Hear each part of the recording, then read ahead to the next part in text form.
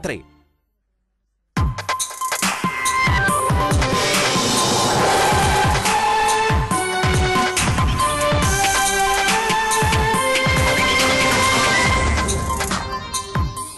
Dopo il maxi blitz dello scorso luglio è stato arrestato in Germania l'inafferrabile capo degli spacciatori nigeriani di via Piave.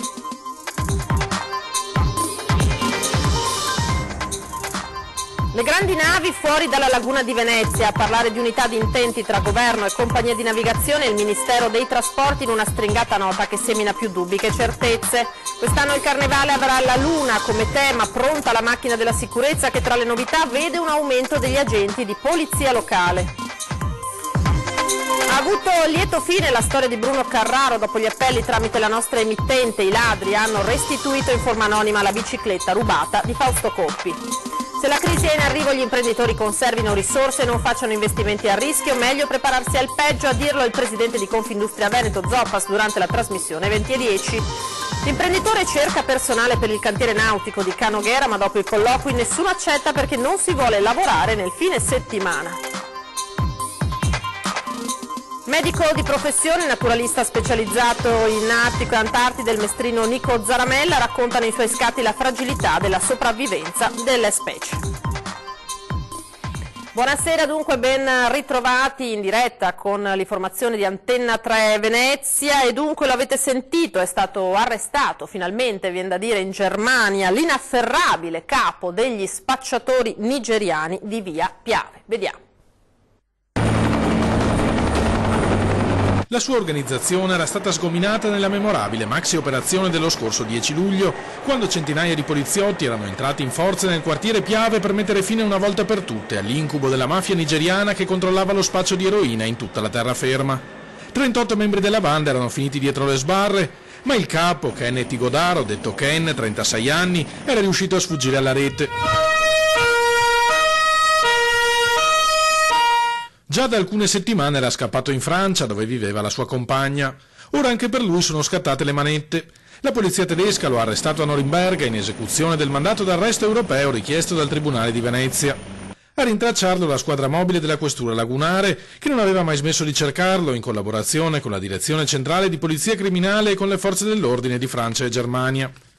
Qualcuno sta rovinando gli affari, aveva dichiarato Igodaro a un complice per spiegare le ragioni della sua fuga in una conversazione intercettata dagli agenti.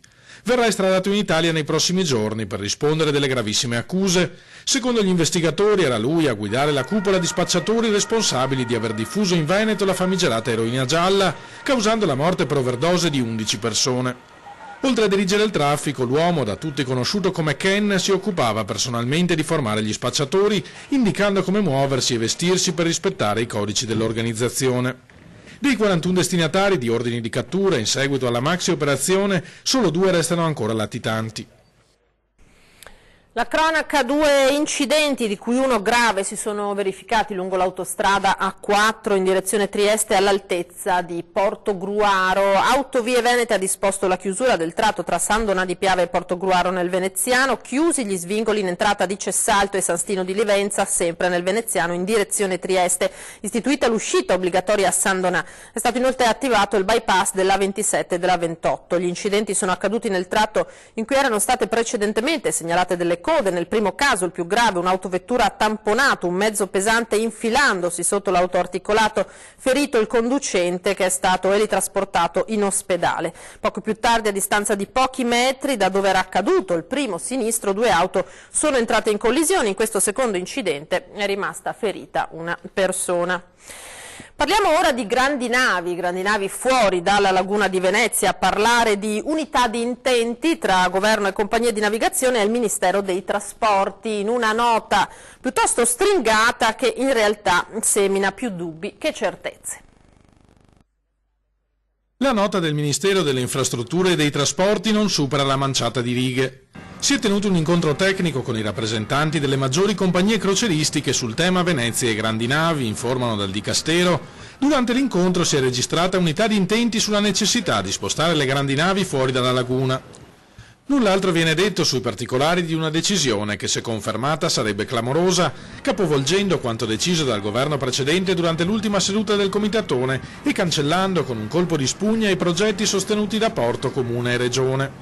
In attesa di capire se si tratti di un'effettiva presa di posizione del Ministero o di un errore di comunicazione, al momento in città prevale la prudenza.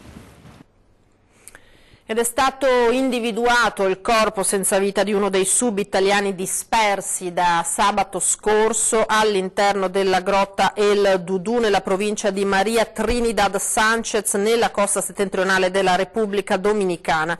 Lo comunica la società speleologica della Repubblica Dominicana impegnata nei soccorsi, che sottolinea come le operazioni di recupero saranno probabilmente perfezionate nella giornata. Non si conosce ancora l'identità del sub individuato. Da sabato sono dispersi, lo ricordiamo, Carlo Basso, 44enne istruttore originario di Mestre ma da tempo trapiantato in Liguria, dove ha vissuto per anni a Levanto e ora vive a Lavagna, e Carlo Barbieri, 56enne geometra con la passione delle immersioni, nativo sempre di La Spezia ma da anni trasferitosi nella perla dei Caraibi a Las Terranas. Cambiamo decisamente tema, parliamo di Carnevale. A pochi giorni dall'avvio ufficiale dell'edizione 2019, tutto è pronto in tema di sicurezza. Ne abbiamo parlato col comandante della Polizia Municipale, Marco Agostini. Le misure di sicurezza per il Carnevale 2019 saranno simili a quelle dello scorso anno, con qualche modifica per evitare gli ingorghi che si sono verificati nelle giornate clou. È sostanzialmente analogo a quello dell'anno scorso per i grandi eventi dei 2 weekend principali. Nell'anteprima cambieremo la viabilità di l'Ista di Spagna e del Ponte delle Guglie, diciamo da Campo San Geremia a San Leonardo, transennando e dividendo i flussi fisicamente per impedire che si intersecano e che ci creino blocchi che diventano pericolosi, perché quando i flussi pedonali si incontrano si ferma tutto e quindi ci sono rischi di panico. Per consentire l'alternanza dei percorsi da quest'anno, i cittadini potranno anche contare su un vaporetto gratuito che collegherà San Marcuola alla stazione. Una soluzione gratuita per chi desidera evitare l'ingorgo che si verrà con ogni probabilità a creare a partire dal Ponte degli Scalzi in direzione Strada Nuova. Altra novità, l'aumento degli agenti. Metteremo ancora più operatori, l'anno scorso ne avevamo 45, quest'anno ne mettiamo 80. Le cabine di regia ci saranno, quella di Piazza San Marco esattamente come l'anno scorso e una modalità leggermente diversa, ma l'abbiamo studiata assieme alle forze di polizia dello Stato a Cannareggia per la festa veneziana e soprattutto per lo spettacolo del sabato sera. Torniamo alla cronaca perché i carabinieri di Portogruaro hanno arrestato un 50enne del posto ritenuto gravemente indiziato di maltrattamenti in famiglia aggravati e continuati. Ad aver permesso di far luce sulla vicenda familiare, dove risultano vittime non solo la moglie dell'uomo ma anche i loro figli, le indagini condotte dai militari di Portogruaro. L'attività investigativa ha permesso di ricostruire un quadro familiare connotato dall'atteggiamento irascibile e violento dell'uomo, peraltro sistematicamente dedito all'uso di alcolici, che da oltre un decennio aveva provocato nella moglie e via via anche nei figli uno stato di soggezione e paura poi sfociata in una richiesta di aiuto proprio ai carabinieri. In base all'inchiesta il GIP di Pordenone ha così emesso un'ordinanza di custodia cautelare in carcere nei confronti dell'uomo. Parliamo invece di un lieto fine, quello della storia di Bruno Carraro, l'81enne di Santa Maria di Sala. Dopo gli appelli, attraverso anche la nostra emittente, i ladri hanno restituito in forma anonima la bicicletta rubata che è appartenuta a Fausto Coppi. Incredibile ma vero, l'hanno ascoltata, ha toccato il cuore, le vibrazioni e le emozioni dei ladri. Dei ladri, sì, ho toccato il cuore e le vibrazioni dei ladri. Mi hanno ascoltato, anche le preghiere di mia moglie, e continuava a pregare tutti i giorni, ha messo le candele davanti alla fotografia di Papa Giovanni. E la Bianchi è tornata. E la Bianchi è tornata. Dopo i tanti e numerosi appelli ha avuto lieto fine la storia di Bruno Carraro, l'81enne appassionato delle due ruote di Santa Maria di Sala. Dopo il furto, i ladri gli hanno restituito la Bianchi di Coppi, rubatagli domenica scorsa. La bici ritrovata sul retro di Villa Farsetti, da dove era stata trafugata. Sembra per una bravata tra ragazzi. Emozionato, il signor Bruno ci porta sul luogo del ritrovamento. L'ho trovata proprio qua ieri sera, uno che fa il volontariato qua a Santa Maria di Sala, entrando col furgoncino, andava a consegnarlo dentro in villa, ha aperto il cancello e ho visto la bicicletta là. Che ore erano? Le 8 e un quarto, ieri sera. Ora la bici un po' ammaccata è tornata nel posto da dove prima di domenica non si era mai mossa, e cioè nel salotto di casa del signor Bruno, in località Sant'Angelo, posto in cui ieri sera il prete Don Paolo Cecchetto ha pure detto messa per il ritorno a casa della storica Bianchi. Qui forse si scopre anche il perché della forte protezione del cimelio. Tantissimi ricordi, addirittura si vede che ha messo il cappellino al Papa. Sì, il cappellino rosa al Papa Francesco, quando ho fatto 50 anni di matrimonio, ho portato dietro il berrettino e lui si era messo in testa il berrettino rosa del Giro d'Italia. E se la Bianchi nel tam tam mediatico dal trafugamento al ritrovamento ha fatto letteralmente il Giro d'Italia, vero è che questa storia sembra essere uscita direttamente dalle pagine di The Amicis. Una storia quasi da libro cuore, vero? Grazie, siete stati molto forti, siete stati meravigliosi. E ora parliamo di autonomia del Veneto, con lo scontro che si fa sempre più forte tra nord e sud, alla vigilia della discussione in Consiglio dei Ministri, in cui il ministro Stefani porterà la bozza dell'accordo, che presenterebbe però ancora alcuni di ministeri chiave. Il governatore Zaia si dice ottimista, ma avverte: non firmiamo soluzioni annacquate. Giovedì 14 febbraio 2019, una data che per il Veneto potrebbe diventare storica. Alle 19 è convocato il Consiglio dei Ministri, tra i punti all'ordine del giorno la bozza dell'autonomia della Regione. La conferma è arrivata direttamente dal Ministro Erika Stefani. Domani sera il Consiglio dei Ministri sarà un Consiglio dei Ministri molto importante, è la chiusura sicuramente della fase tecnica di questa lunghissima trattativa. Dunque con 24 ore d'anticipo il dossier arriva sul tavolo del governo, un documento che, stando ad alcune indiscrezioni, presenterebbe ancora dei nodi sui capitoli relativi a sanità, cultura, infrastrutture, ambiente. È già stato fatto presente da parte sia del Presidente Zaia che del Presidente Fontana, nonché di Bonaccini, che vi sono dei punti che se risolti porteranno alla firma. Occorre sciogliere questo nodo, sicuramente un nodo politico. Il passaggio in Consiglio dei Ministri di domani è fondamentale, siamo di fronte ad una riforma storica e come tutte le riforme storiche ha il suo giusto travaglio, ma noi siamo veneti, non ci fermiamo davanti a nulla, ha dichiarato il governatore Zaia, aggiungendo poi: Lega e 5 Stelle hanno sostenuto il referendum, sottoscritto l'autonomia nel contratto di governo e ribadito più volte che si farà. Sul piano tecnico c'è tutto, perché oggi abbiamo una bozza. Ci sono dei punti sui quali non c'è ancora l'accordo, però io sono un inguaribile ottimista e penso che alla fine troveremo un accordo, anche perché non è una richiesta di Luca Zaia per quanto riguarda il Veneto, ma è una richiesta di 2.328.000 veneti. Rispetto al documento presentato dalla Regione ci sarebbero delle correzioni apportate dai ministeri chiave su più materie. Mancherebbe il via libera del Dicastero delle Finanze sul sistema di compartecipazione ai tributi e l'autonomia tributaria, frenata anche nel capitolo sanità, per cui la Regione potrebbe gestire l'assetto istituzionale e l'organizzazione ospedaliera, i neolaureati in corsia e i ticket. Per quanto riguarda invece le infrastrutture, il no dell'esecutivo potrebbe arrivare per la regionalizzazione di linee ferroviarie locali e per il finanziamento del TPL. Correzioni che potrebbero mettere in discussione la stessa intesa. È scritto in Costituzione che una regione può chiedere le 23 materie. Ricordiamo ai cittadini che in Costituzione c'è addirittura l'elenco delle 23 materie. Quindi noi abbiamo fatto un referendum per le 23 materie, continuiamo a chiedere le 23 materie, siamo a disposizione, però è un'intesa. Roma non deve prevaricare il Veneto non deve prevaricare Roma. Soluzioni annacquate ovviamente non ne sottoscrivo. Ci fermiamo per qualche istante, ma ritorniamo tra pochissimo.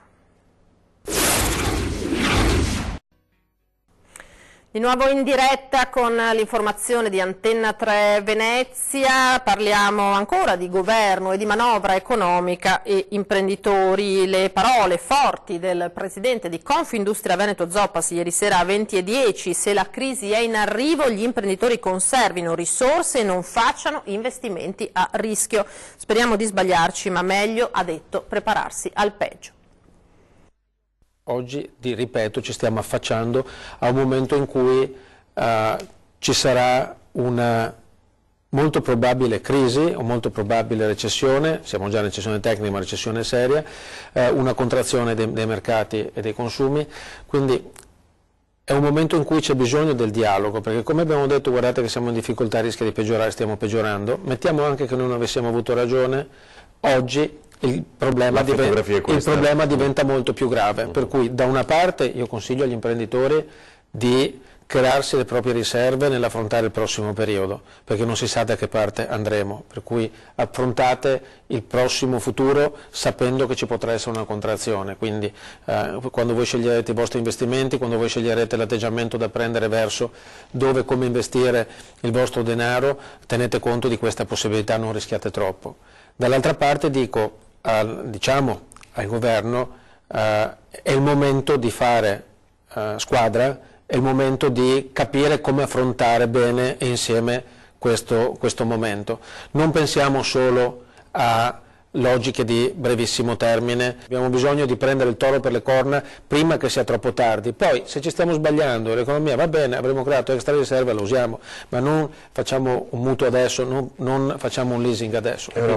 È un appello forte da lei agli altri imprenditori. Ma non sto andando contro a qualcuno, io sto chiedendo, sto tendendo la mano e dicendo per favore cerchiamo di anticipare una situazione che se l'anticipiamo ci farà meno male, se non l'anticipiamo ci farà molto male. Di contro vi proponiamo invece il caso di un imprenditore che cerca personale per il cantiere nautico di Ca' Noghera, ma dopo i colloqui nessuno accetta perché non si vuole lavorare nel fine settimana. I cantieri navali si trovano in un posto davvero affascinante a Ca' Noghera, ma bellezza della location a parte, la cosa che ha dell'incredibile è che il titolare cerca personale da assumere a 1.200 euro al mese per 5 giorni alla settimana. Il problema è che la gente si presenta ai colloqui, ma fa dietro front quando viene a sapere che si deve lavorare anche nei weekend. Parole del titolare 55enne. Quando gli viene detto che principalmente si lavora sabato e domenica, perché lavorando nel turismo, nel settore nautico che turistico, la gente esce in barca principalmente il sabato e la domenica e loro preferiscono stare a casa. E cosa le dicono? Ma che il sabato e la domenica devono portare la moglie al centro commerciale o vogliono le ferie ad agosto, quando noi siamo nel boom del lavoro. Quindi per noi questo qua è un problema che non riusciamo a risolvere. 3 le figure specializzate che cerca e all'interno della seguente fascia d'età. Tra i 25 e i 45 anni da poter formare, anche 50 perché no, cerco un fabbro, cerco un meccanico e un responsabile di azienda che mi fa ufficio e ricevimento clienti fuori all'esterno, gestire un po' le attività che si svolgono fuori, soprattutto in mancanza mia, che sono fuori per fare commissioni. L'attività, pur prevedendo l'impiego al sabato e la domenica, ripete l'imprenditore, è ben remunerata e in regola con il contratto collettivo nazionale di lavoro. Partiamo una base di 1.250 euro per uno che viene qua come un principiante. Ovviamente se mi viene qua una persona specializzata che io non devo perdere tempo a insegnarli, giusto di fargli vedere un po' com'è la situazione, il stipendio ovviamente va su. D'inverno facciamo dalle 6 alle 7 ore, d'estate ne facciamo un po' di più perché abbiamo le 2 ore di pausa dalle 12 alle 14, ma si inizia alle 8 e chiudiamo alle 20. Il personale preferisco che sia italiano perché essendo io italiano e sapendo che ci sono tante famiglie disagiate, preferirei aiutare i miei cittadini. Certo che se non trovo un italiano io mi prendo su altra gente. Abbiamo accennato poco fa al carnevale in termini di misure di sicurezza, ora parliamo invece degli eventi, perché saranno dei giorni di carnevale dedicati alla Luna quest'anno, è in tema infatti scelto, e sentiamo anche tante altre novità sia per la laguna che per la terraferma. Nel 1969 l'uomo mise per la prima volta piede sulla Luna e 50 anni dopo Venezia ha deciso di renderlo il tema del carnevale. Un omaggio all'allunaggio, all'anniversario dell'allunaggio di 50 anni fa, ma anche perché è un tema molto facile e divertente per il carnevale. Come ho già detto prima, dalla Luna si va in tutti gli universi, quindi dal Barone di Munchausen, Giulio Verne, i film di fantascienza, Star Trek, Star Wars. Quest'anno ho chiesto anche ai cortei storici di essere contaminati da questo tema, quindi speriamo che sia molto divertente, come credo che sarà di sicuro. Tutta colpa della Luna, il motto di questa edizione, che si rifà all'Otello di Shakespeare quando afferma: quando si avvicina troppo alla Terra fa impazzire tutti. Il carnevale tornerà alle origini, discostandosi dalle tematiche degli anni passati, indirizzati alla valorizzazione degli artigiani veneziani per immergersi in una dimensione di puro divertimento. Quello che insomma è l'immaginario che una persona che non è di Venezia ha di Venezia pensando al carnevale. Si immagina un posto dove tutti sono in costume, non solo gli appassionati anche di tutti questi temi. Ho scoperto a Treviso c'è una delle più grosse associazioni, li chiamano cosplayer, che si ispirano a Star Wars, addirittura hanno costumi originali. Li ho invitati a venire al carnevale naturalmente. Primo appuntamento la festa veneziana sull'acqua, la prima parte sabato 16 febbraio, un doppio spettacolo in Rio di Cannareggio e poi via al carnevale diffuso. Quest'anno la novità è la sfilata dei carri allegorici a Campalto, che riprende dopo 18 anni di cessazione. La cosa importante è che le associazioni hanno collaborato fra di loro, grande carnevale anche a Mestre con la Mestre Carnival Street Show che avrà un'anteprima domenica e dopo si svilupperà nel weekend di 23-24 e poi tutta la settimana grassa. Ci spostiamo in tutt'altro scenario con la sfida tra i ghiacci del fotografo e medico mestrino Nico Zaramella, che sta organizzando una spedizione in Canada per salvare l'orso Spirit. Vediamo.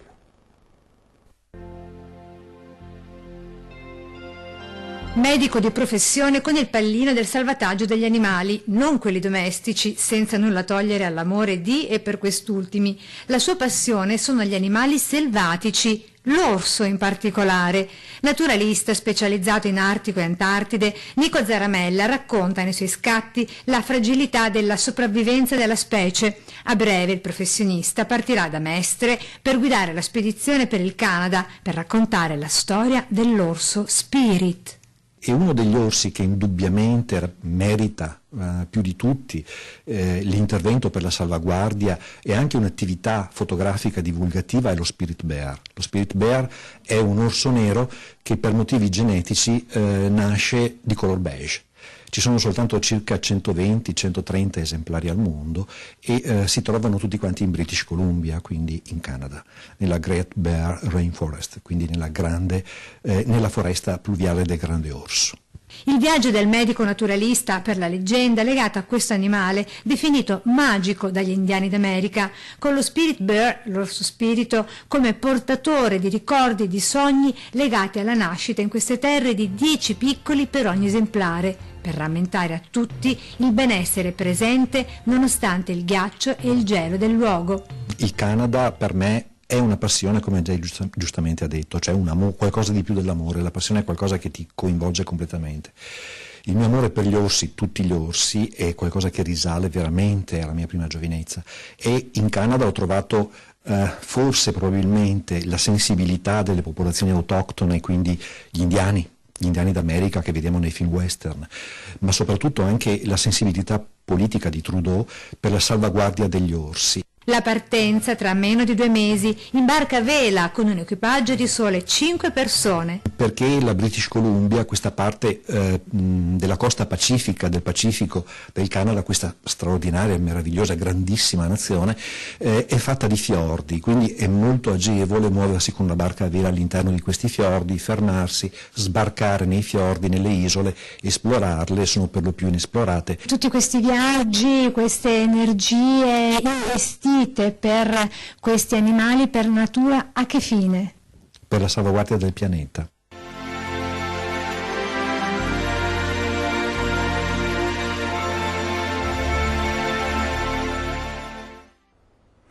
Prima di salutarci vi ricordo l'appuntamento con 20:10 al termine dei nostri telegiornali. Ospite in studio sarà Giacomo Vendrame, segretario generale della CGIL di Treviso.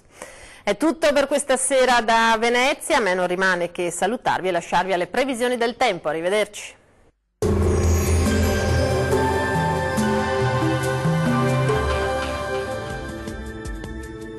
Ben ritrovati al meteo. Continua il bel tempo sulle nostre regioni. Nel dettaglio sul Veneto prosegue un tempo asciutto e stabile grazie alla presenza dell'anticiclone.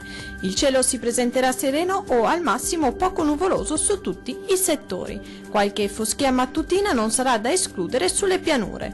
Temperature minime comprese tra i -1 e 0 gradi, massime oscillanti tra i 9 e 11 gradi. Diamo ora uno sguardo al Friuli Venezia Giulia. Anche in questo caso sarà una giornata soleggiata. Il cielo sarà poco o parzialmente nuvoloso. Non sono attese piogge degne di nota. Temperature minime comprese tra gli 0 e 1 grado, massime oscillanti tra i 10 e 12 gradi. Vediamo infine la situazione del Trentino Alto Adige.